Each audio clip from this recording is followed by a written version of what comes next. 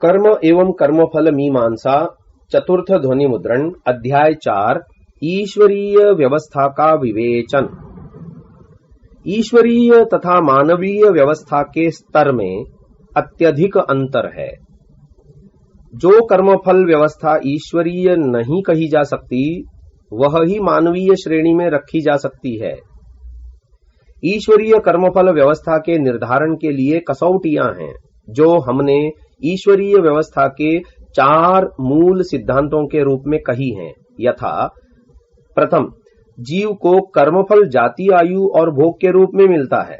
दूसरा, जीव कर्म करने में स्वतंत्र है। तीसरा, परमात्मा सर्वशक्तिमान होने से जीवों को कर्मफल प्रदान करने हेतु किसी की सहायता नहीं लेता। और चौथा, जीव को कर्मफल परमात्मा जीवों के कर्मानुसार ही देता है, न कम न अधिक, तथा जीव द्वारा किए गए सभी शुभ या अशुभ कर्मों का फल मात्र उसे ही मिलता है, अन्य किसी जीव को नहीं। अतः जो भी सुख या दुख या कर्मफल ऊपर की 4 कसौटियों पर पूरा नहीं उतरेगा, उसे ईश्वरीय व्यवस्था में नहीं कहा जा सकता। प्रश्न: आप जीव की स्वतंत्रता का राग आलाप रहे हैं, परंतु हम अपने जीवन में देखते हैं कि मनुष्य कर्म करने में स्वतंत्र नहीं है, उस पर कई प्रकार के बंधन लगाए हुए हैं। उत्तर: परमात्मा की व्यवस्था में तो जीव कर्म करने में स्वतंत्र ही है, परंतु उस पर बंधन या तो मानवीय व्यवस्था में है या जीव के सामर्थ्य के कारण से है। पुरुष पर बंधन मानवीय व्यवस्था में लगाए जाते हैं, क्योंकि मानव समाज को सुचारू रूप से चलाना होता है। अगर यह मनुष्य को हर कर्म करने का अधिकार दे दिया जाए तो समाज उच्छृंखल हो जाएगा तथा कोई भी सामाजिक व्यवस्था टिकी नहीं रह सकेगी। मानव समाज को सुचारू रूप से चलाने हेतु मनुष्यों पर नियंत्रण तथा बंधनों का होना अनिवार्य है। इनमें से कुछ बंधनों का कारण सामाजिक सर्वहितकारी नियम होते हैं और कुछ बंधन प्रत्येक मनुष्य के अपने लिए हितकारी होते हैं। जो सामाजिक सर्वहितकारी नियमों का पालन नहीं करता, उसे सामाजिक नियमों के अधीन दंड मिलता है, और जो स्वयं के लिए हितकारी नियमों का पालन नहीं करता, उसे स्वयं सुख या दुख उठाना पड़ता है तथा कई अवस्थाओं में सामाजिक दंड भी भोगना पड़ता है। जैसे एक व्यक्ति चोरी करता है तो पकड़ा जाने पर सामाजिक व्यवस्था में उसे कारागार में डाल दिया जाता है तथा दंड भोगना पड़ता है, और जो व्यक्ति अपने किसी वस्तु को नष्ट करता है, उसे उस वस्तु से ही हाथ धोना पड़ता है, परंतु सामाजिक व्यवस्था में दंड नहीं मिलता। इसी प्रकार जैसे कोई व्यक्ति किसी अन्य की हत्या कर दे तो सामाजिक व्यवस्था में उसे प्राण दंड तक मिल सकता है, और अगर आत्महत्या का प्रयास करे तो उसे अपने प्राणों से हाथ धोना पड़ेगा। और यदि आत्महत्या का प्रयास असफल रहा तो मानवीय व्यवस्था में आत्महत्या के प्रयास का दंड भी मिल सकता है। महर्षि दयानंद जी ने भी आर्य समाज के 10वें नियम के रूप में लिखा है, सभी मनुष्यों को सामाजिक सर्वहितकारी नियम पालने में परतंत्र रहना चाहिए और प्रत्येक हितकारी नियम में सब स्वतंत्र रहें। कितना मौलिक सिद्धांत है। सामाजिक व्यवस्था को सुचारू रूप से चलाने हेतु सभी को सामाजिक नियमों का पालन करना चाहिए, परंतु अगर स्वयं से संबंधित नियम हो तो सब स्वतंत्र रहें। हम देखते हैं कि इस प्रकार स्वतंत्रता पर जो बंधन है वह मानवीय व्यवस्था में है, न कि ईश्वरीय व्यवस्था में। ईश्वरीय व्यवस्था में हम सब स्वतंत्र हैं। ईश्वर किसी को किसी बंधन में नहीं डालता, न वह किसी कर्म को करने से किसी जीव को रोकता। वह तो मात्र अच्छे या बुरे कर्म की चेतावनी उसके चित्त में देता रहता है, उससे अधिक कुछ नहीं। उस कर्म को करने के बाद जीव ईश्वरीय व्यवस्था में फल भोगने हेतु परतंत्र रहता है, उससे कभी भी नहीं बचा जा सकता। जीव की स्वतंत्रता पर दूसरा बंधन जीव का अपना सामर्थ्य है।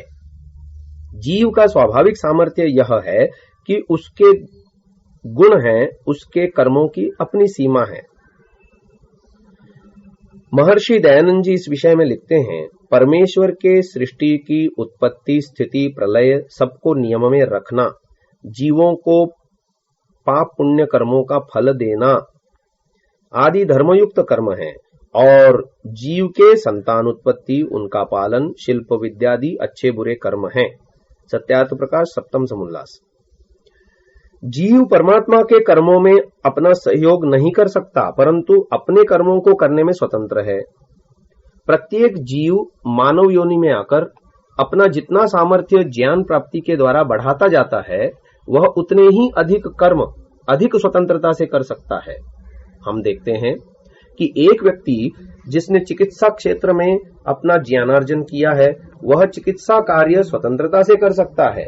एक व्यक्ति जिसने शिल्प विद्या में ज्ञानार्जन किया है, वह शिल्पादि कार्य अधिक स्वतंत्रता से कर सकता है। एक व्यक्ति जिसने गान विद्या में ज्ञान अर्जन किया है, वह गायन कार्य अधिक स्वतंत्रता से कर सकता है।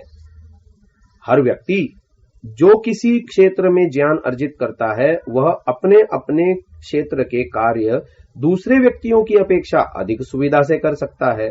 जो व्यक्ति किसी भी क्षेत्र में ज्ञान अर्जित नहीं करते या नहीं कर पाते, वे अपनी जीविका हेतु उन कार्यों को करते हैं जिसमें विशेष ज्ञान की आवश्यकता ही नहीं होती, जैसे मजदूरी करना आदि। हर व्यक्ति को हर कार्य करने की स्वतंत्रता समाज प्रदान नहीं कर सकता। वह व्यक्ति जिसने चिकित्सा में ज्ञानार्जन नहीं किया हो, उसे चिकित्सा कार्य करने की छूट दे देना समाज के लिए घातक होगा। इसीलिए समाज में बंधन है, परंतु वह बंधन सामाजिक हितों को देखते हुए है। एक चिकित्सक के ऊपर चिकित्सा कार्य करने पर बंधन नहीं है, परंतु अन्यों पर तो है।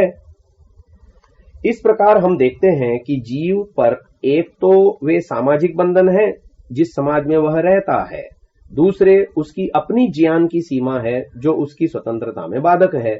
वास्तव में ये सभी बंधन न होकर उसे बुरे कर्मों से रोकने हेतु है, अनिष्ट से रोकने हेतु है। जो मनुष्य इन बंधनों को स्वीकार नहीं करता और अपनी स्वतंत्रता का दुरुपयोग करता है, वही दंड का भागी बन जाता है। इस प्रकार हम देखते हैं कि जीव ईश्वरीय व्यवस्था करने में स्वतंत्र है और मानवीय व्यवस्था में उस पर उसकी स्वतंत्रता पर प्रतिबंध हैं। वह बंधन उचित या अनुचित दो प्रकार के हो सकते हैं। प्रश्न, बंधन तो आप भी मानते हैं, तो जीव पूरी तरह स्वतंत्र कहां हुआ? उत्तर, आप जंगल में जाकर रहें और मानवीय समाज को छोड़ दें तो आप पर कोई बंधन नहीं है। आप अपनी स्वतंत्रता से दूसरों की स्वतंत्रता का हनन करना चाहें तो कोई भी सामाजिक या मानवीय व्यवस्था इसको स्वीकार नहीं करेगी। जिस तरह आप कर्म करने में स्वतंत्र हैं, उसी तरह दूसरा भी तो स्वतंत्र है। जब कभी आपकी स्वतंत्रता दूसरे की स्वतंत्रता में बाधक बनती है, तभी आप पर बंधन है, अन्यथा नहीं।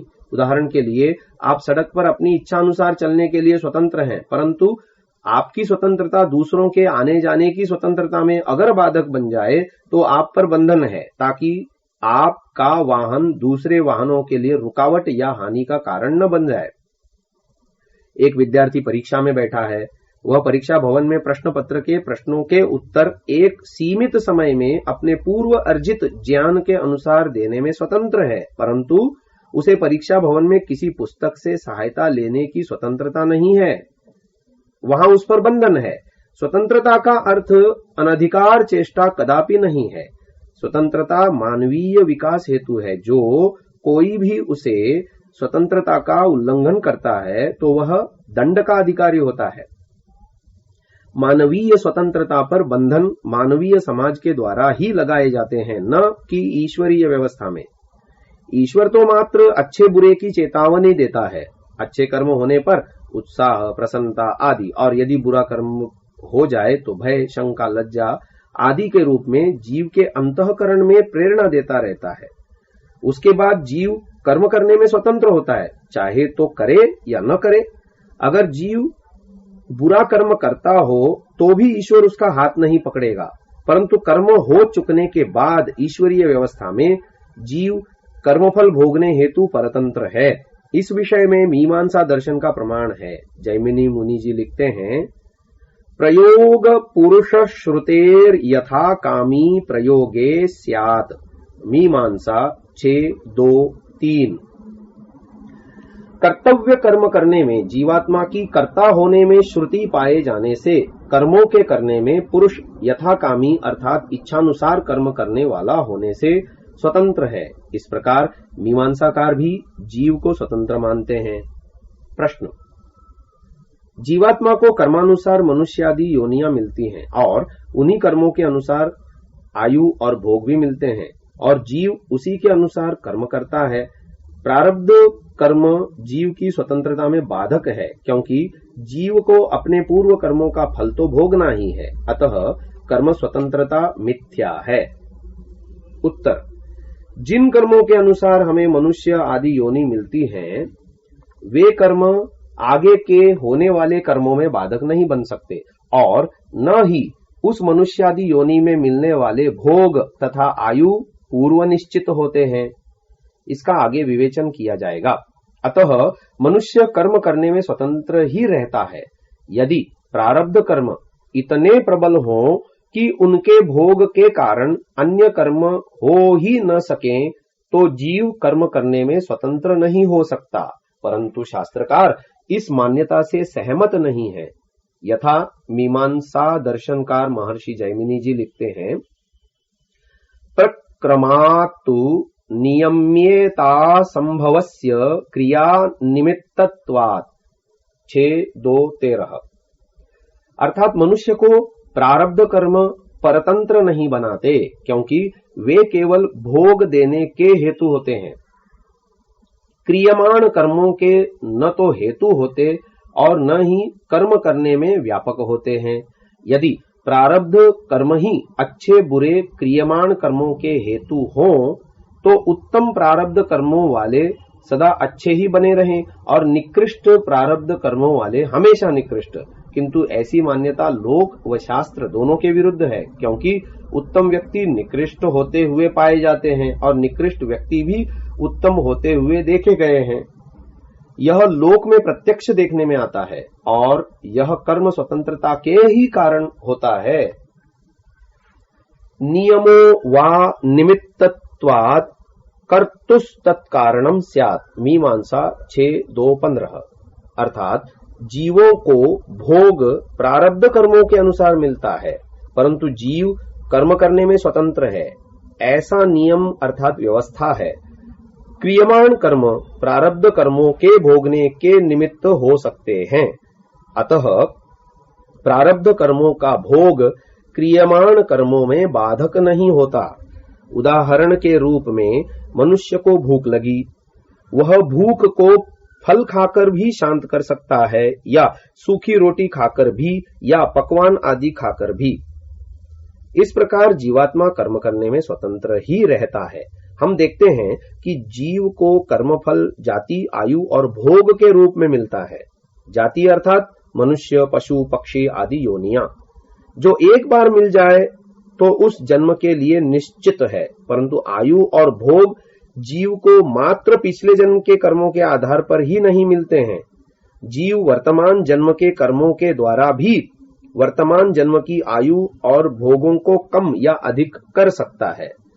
योग सूत्र साधनपाद 13वां की व्याख्या करते हुए महर्षि व्यास जी बहुत स्पष्ट कहते हैं, और क्लेश मूलः कर्माशयो दृष्टादृष्ट जन्म वेदनीयः, योग सूत्र साधनपाद 12 में तो महर्षि पतंजलि स्पष्ट घोषणा कर रहे हैं कि कर्माशय दृष्ट अर्थात वर्तमान जन्म और अदृष्ट अर्थात भावी आने वाले जन्मों में फल देने वाला होता है। एक उदाहरण से यह बात स्पष्ट हो जाएगी। हमारे कर्मों का लेखा जोखा एक बैंक खाते की तरह है। जिस तरह एक व्यक्ति बैंक में जाकर खाता खोलता है, उसमें पैसा जमा करवाता है, उस जमा पैसे का उपयोग वह अपने हिसाब से कर सकता है। वह चाहे तो अपनी आवश्यकता के अनुसार नगद पैसा निकलवा ले या किसी अन्य को भुगतान करने हेतु एक चेक काट दे या किसी अन्य कार्य के लिए मांग पत्र डिमांड ड्राफ्ट बनवा ले। जितने पैसे वह निकलवा लेगा या जिनके लिए वह चेक काट देगा या मांग पत्र बनवा लेगा, उतना पैसा कम हो जाएगा और शेष पैसे का उपयोग वह आगे कर सकेगा। इसी तरह खाते में जमा पैसा भी अन्य कई माध्यमों से हो सकता है। उस व्यक्ति के निवास स्थान को बदल लेने पर भी उसके खाते या खाते के शेष में कोई अंतर नहीं आ जाता। इसी उदाहरण को हम जीव के कर्माशय पर घटा सकते हैं। जीव का कर्माशय जो उसके साथ जन्म जन्मांतरों में चला जाता है, वह बिल्कुल बैंक खाते की तरह है। जैसे मानव के लिए मकान बदलने पर उसके बैंक खाते पर प्रभाव नहीं होता, वैसे ही जीव के लिए यह शरीर भी एक घर ही तो है और इसके बदलने से जीव के कर्माशय पर प्रभाव नहीं होता। उसे अपने कर्मों को तो भोगना ही होगा। उस कर्माशय के आधार पर उसे जाति, आयु और भोग मिलते हैं। आयु और भोग जाति के बाद ही मिल सकते हैं, इसलिए पहले जन्म मिल जाता है और जिन कर्मों पर आधार होकर जन्म या जाति मिलता है, उतने कर्मों का फल वहां मिल जाता है और शेष कर्मों का फल आगे मिलेगा। अब जाति मिलने के बाद आयु और भोग आते हैं। परमात्मा की व्यवस्था के अनुसार जीव जितना भोग प्राप्त कर लेता और जीवन काल रूप आयु को भोग लेता है, उतने कर्माशय का भोग माना जाएगा। शेष फिर आगे मिलेगा। उस कर्माशय में वर्तमान जन्म में किए अच्छे बुरे कर्म भी जुड़ते जाते हैं। उस वर्तमान जन्म में जुड़े कर्मों में से जिनका फल आयु या भोगों के रूप में भोग लिया जाता है, वह भी कम हो जाएंगे। शेष कर्म कर्माशय में संचित हो जाएंगे और आगे फल देने वाले होंगे। आयु क्योंकि पूर्व निश्चित नहीं है, तो जितनी आयु जीव भोग लेता है, उतनी भुक्त आयु के आधार पर जीव के कर्माशय का भोग माना जाएगा। शेष अभुक्त रहेगा। एक बैंक खाते और कर्माशय में सबसे बड़ा अंतर है कि बैंक खाते में नामे और जमा की प्रविष्टियां मिलकर ही खाते का शेष निकालती हैं, परंतु कर्माशय में पुण्य और पाप मिलकर शेष नहीं निकालते, वरन पुण्य कर्माशय और पाप कर्माशय को अलग अलग भोगना पड़ता है। यह नहीं हो सकता कि 50 पुण्य कर्म मिलकर 50 कर्मों को या कम या अधिक पाप कर्मों को रद्द कर दे, बल्कि पुण्य कर्माशय का पृथक फल होगा और पाप कर्माशय का पृथक। प्रश्न, सती मूले तद्विपाको जात्यायुर्भोगाः सूत्र को आप कर्मफल मीमांसा का मूल आधार बताते हैं, इसको विस्तार पूर्वक समझाइए। उत्तर, इस सूत्र के व्यास भाष्य का अनुवाद कर्मफल सिद्धांत अध्याय 2 में दिया है। महर्षि व्यास जी इसकी व्याख्या करते हुए कहते हैं कि कर्माशय अविद्या आदि 5 क्लेशों के रहने पर फल देने वाला होता है। अगर यह 5 क्लेश नष्ट हो जाएं, तो कर्माशय फल देना आरंभ ही नहीं कर सकता। उदाहरण के लिए, जैसे चावल के वह दाने जो भूसी से ढके हैं और जो जले हुए नहीं हैं, बोए जाने पर उगने में समर्थ रहते हैं, परंतु जिसकी भूसी उतर गई है और जो जल गए हैं, उन्हें कितनी भी खाद या पानी मिल जाए, उग नहीं सकते। इसी प्रकार अविद्या आदि क्लेशों से ग्रस्त कर्माशय फल को प्राप्त कराने वाला होता है, परंतु जिस योगी ने विवेक ख्याति से क्लेशों को नष्ट कर दिया है, उसका कर्माशय फल प्राप्त कराने वाला नहीं हो पाता। अविद्या आदि 5 क्लेश सारे अपुण्य की जड़ है। यह क्रमशः अविद्या, अस्मिता, राग, द्वेष और अभिनिवेश हैं। इनकी विस्तृत व्याख्या क्लेश अध्याय 11 में विस्तार पूर्वक बताई जाएगी। कर्माशय में सर्वप्रथम जन्म मिलता है, अर्थात जाति मिलती है। इसके लिए 4 अवधारणाएं ली गई हैं। पहली अवधारणा, एक कर्म से एक जन्म। दूसरी अवधारणा, एक कर्म से अनेक जन्म। तीसरी अवधारणा, अनेक कर्मों से अनेक जन्म। तथा चौथी अवधारणा, अनेक कर्मों से एक जन्म। पहली 3 अवधारणाओं का खंडन करते हुए महर्षि व्यास जी ने चतुर्थ अवधारणा की पुष्टि की है। पहली अवधारणा के अनुसार अगर एक कर्म को एक जन्म का आधार मान लिया जाए, तो अनादिकाल से अभुक्त कर्मों के फलों का कोई क्रम ही नहीं हो पाएगा। वर्तमान में किए जाने वाले पुण्य कर्म का फल का अवसर कब आएगा, इसमें संदेह होने पर जीवों में असंतोष व्याप्त होगा और पुण्य कर्मों के प्रति अरुचि होगी, जो कि अनिष्टकारक है। दूसरी अवधारणा के अनुसार एक कर्म अनेक जन्मों का कारण नहीं हो सकता, क्योंकि जब एक कर्म से एक जन्म मानने पर अनिष्ट की कल्पना की गई, तो एक कर्म से अनेक जन्म मानने पर तो महा अनिष्ट होगा। तब तो पिछले किए अन्य कर्मों के फल न जाने कब पूरे होंगे। तीसरी अवधारणा के अनुसार अनेक कर्म अनेक जन्मों के कारण नहीं हो सकते, क्योंकि अनेक जन्म एक साथ संभव नहीं है। अगर ऐसा माना जाए कि 50 कर्म मिलकर 50 जन्मों को देंगे, तो भी पहली अवधारणा के अनुसार दोष आएगा कि एक कर्म एक जन्म। और यदि 50 कर्मों से 50 से अधिक जन्म माने जाएं, तो भी इस अवधारणा को उचित नहीं माना जा सकता। चौथी अवधारणा थी कि अनेक कर्म मिलकर एक जन्म को प्रदान करने वाले होते हैं, यही उचित है, ऐसा महर्षि व्यास जी मानते हैं। मानव के जन्म और मृत्यु के बीच में जो पुण्य और अपुण्य अर्थात धर्म और अधर्म रूपी विचित्र कर्माशय का संग्रह किया जाता है, वह सब कर्म या तो मुख्य रूप में होते या फिर प्रबल न होने से दबे हुए से होते हैं।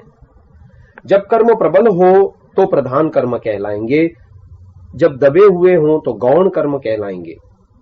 अब कौन से कर्म प्रधान हैं या कौन से गौण हैं, इसकी अभिव्यक्ति मृत्यु के प्रकार से होती है, और वह सारा प्रधान अथवा गौण भाव से स्थित कर्माशय जीव को फल देने हेतु मृत्यु के पश्चात क्रियाशील होकर एक जन्म को प्राप्त कराता है।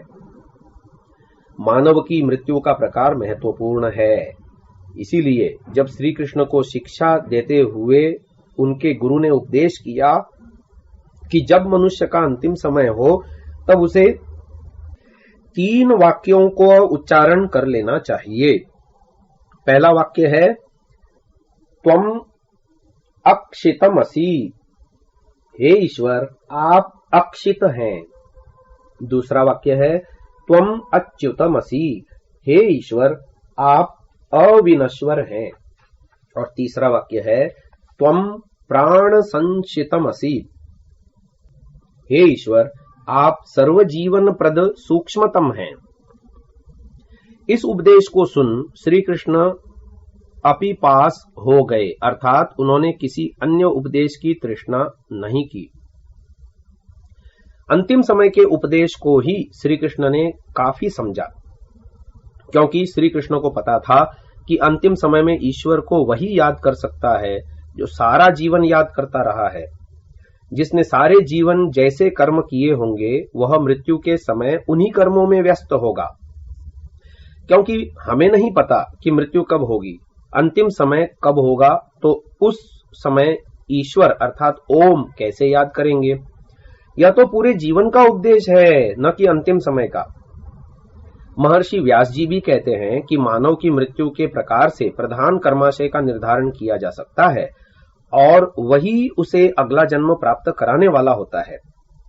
उस प्रधान कर्म समूह से प्राप्त वह जन्म उसी कर्म से लब्ध आयुष्कम अर्थात प्राप्त जीवन वाला होता है, और जन्म के जीवन काल में उसी कर्म से सुख दुख आदि भोग प्राप्त होते हैं। अर्थात जब कर्माशय जन्म आयु और भोग का कारण होने से 3 प्रकार के फलों को देने वाला कहलाता है। प्रश्न, क्या यहां पर व्यास भाष्य यह नहीं कह रहा कि आयु और भोग पूर्व जन्म के कर्मों पर आधारित होते हैं? उत्तर, इस बात को समझने हेतु पहली पूरी सूत्र व्याख्या तो जान लीजिए। यहां पर पूर्व जन्म के कर्माशय से जो आयु और भोग की बात कही गई है, वह कदापि निश्चित नहीं है। मान लीजिए हमको मनुष्य या पशु पक्षी आदि योनि मिलती है, तो उस योनि में सामान्यतः जीव जन्म लेते ही मृत्यु को प्राप्त नहीं होता, वह जीवन काल को प्राप्त करता है। यह जीवन काल ही आयु है। उस जीवन काल को अपने कर्मों के द्वारा बढ़ाना या घटाना मनुष्य के अपने हाथ में भी है, और कई अन्य कारणों पर भी निर्भर करता है। अर्थात प्रत्येक योनि में जो एक सामान्य जीवन काल है, वह कई कारणों पर आधारित होता है जो सबको मिलता है। जैसे एक मनुष्य सामान्यतः 100 वर्ष का जीवन जी सकता है, वैसे एक पशु या पक्षी का भी सामान्य जीवन काल एक दिन से कुछ वर्षों का हो सकता है। यह ही आयु है। जैसे एक सिंह का 8-10 वर्ष, एक हाथी का 20 से 25 वर्ष, एक कुत्ते का 5 से 6 वर्ष, एक मच्छर का 2-3 सप्ताह आदि। इसी प्रकार प्रत्येक योनि में भोग की व्यवस्था भी भिन्न भिन्न है। जैसे गाय शाकाहारी तथा सिंह आदि मांसाहारी हैं और मानव की रचना शाकाहारी प्राणी के रूप में हुई है, परंतु हम देखते हैं कि सब प्राणी अपनी सामान्य आयु नहीं जी पाते और मानव अपने भोगों को भी बदल लेता है। इसलिए आयु और भोग मात्र पूर्व जन्मों के कर्मों पर ही निर्भर नहीं है। अस्तु, वर्तमान जन्म में भी संचित कर्माशय या तो केवल एक फल अर्थात भोग को देने वाला या 2 फलों अर्थात आयु और भोग को देने वाला होता है। हम वर्तमान जीवन के कर्मों से अपनी आयु और भोगों को कम या अधिक कर सकते हैं। अतः महर्षि व्यास जी भी मात्र पूर्व जन्म के कर्मों के आधार पर ही आयु और भोगों को निश्चित नहीं मानते। यह हमारा जो चित्त है वह अविद्यादि 5 क्लेशों, शुभ अशुभ कर्मों और उनके फलों के अनुभव से उत्पन्न वासनाओं द्वारा अनादिकाल से चित्रित है। जैसे मछली पकड़ने वाले जाल का ग्रंथि बंधन होता है, वैसे ही यह वासनाओं की ग्रंथि में बंधा हुआ है। यह वासनाएं प्रत्येक जन्म में संचित होती रहती हैं, किंतु यह जो कर्माशय है वह एक बार फल देकर समाप्त हो जाता है। जैसे एक बीज से एक बार ही वृक्ष उत्पन्न हो सकता है, उसके बाद नहीं, परंतु जो कर्माशय का संस्कार स्मृति का उत्पादक है वह वासना कहलाती है तथा अनादि काल तक संचित रहती है। हम अपने जीवन काल में देखते हैं मानव को उसके संस्कार अर्थात वासनाएं प्रेरित करती हैं। मानव अच्छे या बुरे कर्मों में अपने संस्कारों द्वारा प्रेरित होता रहता है। अच्छे संस्कारों वाला अच्छे कर्मों और बुरे संस्कारों वाला बुरे कर्मों की ओर प्रेरित होता है, परंतु यह संस्कार या वासनाएं बंधन नहीं बन सकते। उस अच्छे या बुरे कर्मों को करने या न करने के लिए मनुष्य स्वतंत्र है। उदाहरण के लिए एक चोर को उसके संस्कार अवसर मिलते ही चोरी करने के लिए प्रेरित करते हैं, परंतु चोर चोरी करने के लिए उन संस्कारों के कारण बाध्य नहीं है। वह स्वतंत्र है कि चोरी करे या न करे। चाहे तो संस्कारों के बल पर चोरी कर ले या फिर बुद्धि द्वारा इस बुराई का निराकरण करते हुए चोरी न करे। ऐसे ही अच्छे अर्थात शुभ कर्मों में भी होता है। हमारा कर्माशय 2 प्रकार के विपाक वाला है, नियत विपाक तथा अनियत विपाक वाला। नियत विपाक वाला कर्माशय वह है जिसके फल निश्चित हैं तथा अनियत विपाक वाला कर्माशय वह है जिसका फल अनिश्चित है। इसी प्रकार कर्माशय का फल 2 प्रकार का बताया गया है। योग सूत्र साधनपाद 12वां अर्थात दृष्ट जन्म वेदनीय तथा अदृष्ट जन्म वेदनीय। दृष्ट जन्म वेदनीय वह है जो वर्तमान जन्म में फलकारी होता है और अदृष्ट जन्म वेदनीय भावी जन्मों में फलकारी होगा। जो दृष्ट जन्म वेदनीय है वह आयु या भोग या दोनों को देने वाला होता है और अदृष्ट जन्म वेदनीय त्रिविपाक वाला अर्थात जाति, आयु और भोग को देने वाला होता है। जो अदृष्ट जन्म में फल देने वाला अनियत विपाक वाला कर्माशय है उसकी 3 प्रकार की गतियां होती हैं। पहली गति, किए गए कर्मों का फल प्राप्त हुए कर्माशय का नाश हो जाना। दूसरी गति, किसी प्रधान कर्म के फल में ही बीज भाव को प्राप्त होना अर्थात प्रधान कर्म के साथ मिलकर फल देना स्वतंत्र रूप से नहीं। तथा तीसरी गति, नियत विपाक वाले प्रधान कर्म से दबे हुए होकर कर्माशय का बहुत काल तक स्थित रहना। इन तीनों गतियों की महर्षि व्यास जी ने ही व्याख्या भी की है। उनके अनुसार जो प्रथम गति है कि किए हुए कर्मों का फल दिए बिना नष्ट हो जाना, जैसे शुक्ल अर्थात शुभ कर्मों के उदय होने पर कृष्ण अर्थात अशुभ कर्मों का इसी जन्म में नाश हो जाना अर्थात फल देने में समर्थ न रहना, अर्थात जो पुरुष क्रिया योग अर्थात तप, स्वाध्याय और ईश्वर प्रणिधान आदि शुभ कर्मों को करते हैं उनके अशुभ कर्म फल उन्मुख होने में असमर्थ रहते हैं। क्योंकि वे आगे अशुभ कर्म नहीं करते और पिछले अशुभ कर्म शुभ कर्मों के प्रभाव से दबकर फलोन्मुख नहीं हो पाते। महर्षि व्यास जी कहते हैं कि दो प्रकार के कर्मों को जानना चाहिए, एक शुक्ल रूप पुण्य कर्म और कृष्ण रूप पाप कर्म। इनमें जो पाप रूप कर्मों का समूह है उसको पुण्य करने वाले जीव का पुण्य कर्माशय नष्ट कर देता है। इसलिए हे जीवों, वर्तमान जन्म में ही पुण्य कर्मों को करने की इच्छा करो। ऋषि मुनि और विद्वान लोग तुम्हारे लिए पुण्य कर्मों को जनाते हैं। किए गए कर्मों का बिना फल दिए नष्ट हो जाने का नियम सामान्य न होकर मोक्ष के अधिकारी के लिए है। जिसके कर्म दग्ध बीज भाव को प्राप्त होकर फल को प्रदान नहीं करते। महर्षि व्यास जी दूसरी गति के बारे में कहते हैं कि पुण्य कर्मों में पाप कर्मों का मिलकर फल देना और उसका दुख रूप फल पुण्य करने वाले विद्वान को सहन करने योग्य होता है, अर्थात उसके पुण्य फल से दबा हुआ होने से कम प्रतीत होता है और वह दबा हुआ पाप कर्म का फल पुण्य करने वाले विद्वान को पुण्य से पृथक करने में समर्थ नहीं हो सकता। क्योंकि पुण्य करने वाला यह सोचता है कि मेरे पुण्य रूपी दूसरे कर्म बहुत हैं, जिनमें फल देने वाला पाप कर्म सुखरूप पुण्य कर्म के फल में कमी बहुत थोड़ी मात्रा में ही करेगा। अब महर्षि व्यास जी तीसरी गति के बारे में कहते हैं कि कर्माशय का प्रधान कर्म के फलोन्मुख होने से चिरकाल तक बीज रूप में दबा हुआ रहना, अर्थात बलवान पुण्य कर्मों के निरंतर भोग होते रहने से फल देने का अवकाश न मिलने से पाप कर्मों का बीज रूप में पड़ा रहना, या फिर बलवान पाप कर्मों के निरंतर भोग होते रहने से फल देने का अवकाश न मिलने से पुण्य कर्मों का बीज रूप में पड़ा रहना, प्रधान कर्मों से दबे होकर चिरकाल तक स्थित रहना है। यहाँ पर यह प्रश्न किया है कि कर्माशय चिरकाल पर्यंत स्थित रहना कैसे होता है।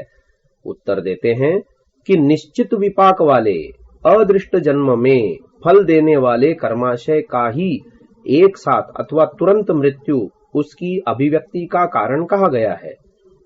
अनियत विपाक वाले अदृष्ट जन्म वेदनीय कर्माशय की अभिव्यक्ति मरण से नहीं होती।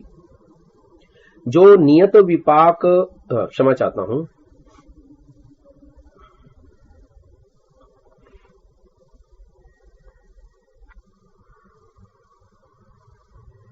जो अनियत विपाक वाला अदृष्ट जन्म में फल देने वाला कर्माशय है, वह या तो नष्ट अर्थात दग्ध बीजवत होकर फलोन्मुख नहीं होता, या प्रधान कर्माशय के साथ अंकुरित भाव को प्राप्त होता है अथवा बीज रूप में चिरकाल तक पड़ा रहता है। और उस काल तक पड़ा रहता है जब तक कि कोई तत्काल प्रभाव वाला अथवा अविरुद्ध कर्म प्रकट करने वाले कारण को फलोन्मुख नहीं करता है। प्रश्न, नियत विपाक और अनियत विपाक कर्माशय तथा दृष्ट जन्म और अदृष्ट जन्म वेदनीय कर्माशय का निर्धारण कैसे होगा? उत्तर, यह तो ईश्वरीय ज्ञान में ही निर्धारित होता है। हम जीवों को ऐसी जानकारी मिलना सर्वथा असंभव है। हम तो केवल कर्मफल के मोटे सिद्धांतों को जान सकते हैं, परंतु जो कर्मफल संबंधी सूक्ष्म ज्ञान तथा व्यवस्था है उसे तो केवल परमात्मा ही ठीक ठीक जानता है, अन्य कोई नहीं। महर्षि व्यास जी ने भी कहा है कि कर्माशय के देश काल और निमित्त के अनिश्चय से यह जो कर्मफल की पद्धति है वह विचित्र तथा बहुत कठिनाई से समझने योग्य है।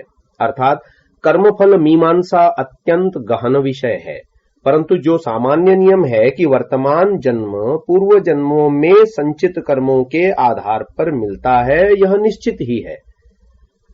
कर्माशय से जाति, आयु और भोग प्राप्त होंगे, यह निश्चित है, परंतु कब, कैसे और कहां, यह परमात्मा का विशेष ज्ञान होने से अज्ञात है।